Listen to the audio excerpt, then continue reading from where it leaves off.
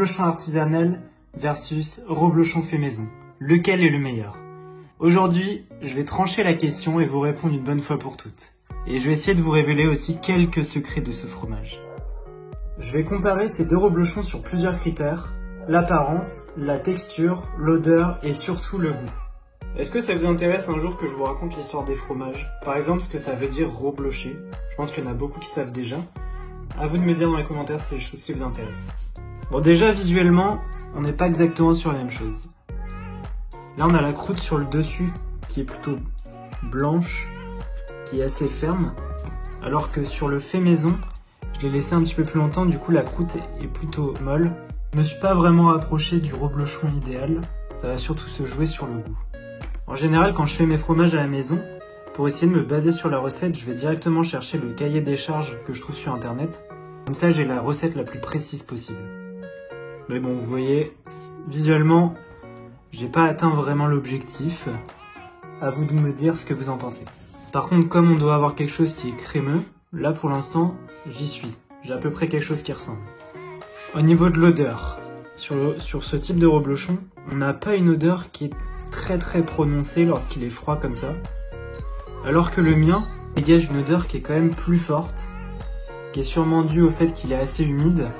Je pense que l'humidité que j'ai, qui est assez forte, elle vient du fait que comme je mets ça dans des boîtes d'affinage, il n'y a pas d'air qui circule, donc forcément, l'humidité peut pas partir aussi bien. Donc un point d'amélioration, ça serait de régulièrement ouvrir la boîte d'affinage pendant l'affinage justement, pour que ça puisse devenir de plus en plus sec. Et vous voyez en dessous là, on a bien la croûte blanche qui est la même que sur le reblochon, mais elle est recouverte par une couche un peu humide. J'ai déjà testé ce reblochon une fois cuit en tartiflette, j'ai fait un TikTok avec. Pour le coup, au niveau de l'odeur, on atteint la même chose que sur un reblochon classique. On n'a pas quelque chose de plus fort, on est vraiment sur quelque chose qui se ressemble. On va aller voir la texture à l'intérieur aussi.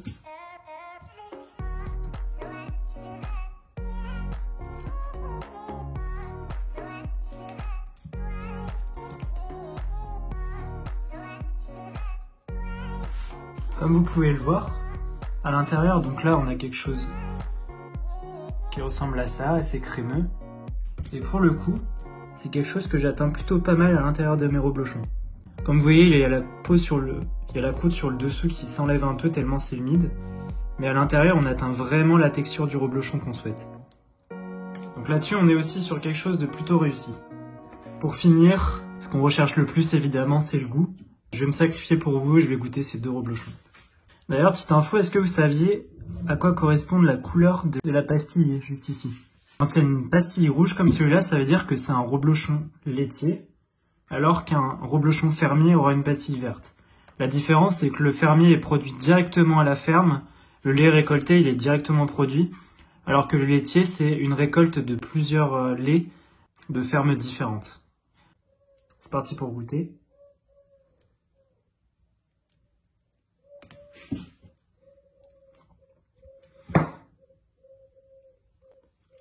Bon bah voilà, on est sur un goût typique de reblochon. La croûte qui est présente mais qui n'a pas un goût très fort. Et puis bah, le côté qui est hyper crémeux à l'intérieur, c'est ce qu'on recherche le plus. Je vais goûter le mien également.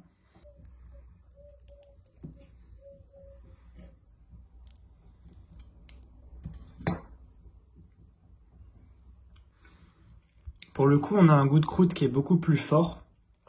Ça, c'est dû à l'humidité.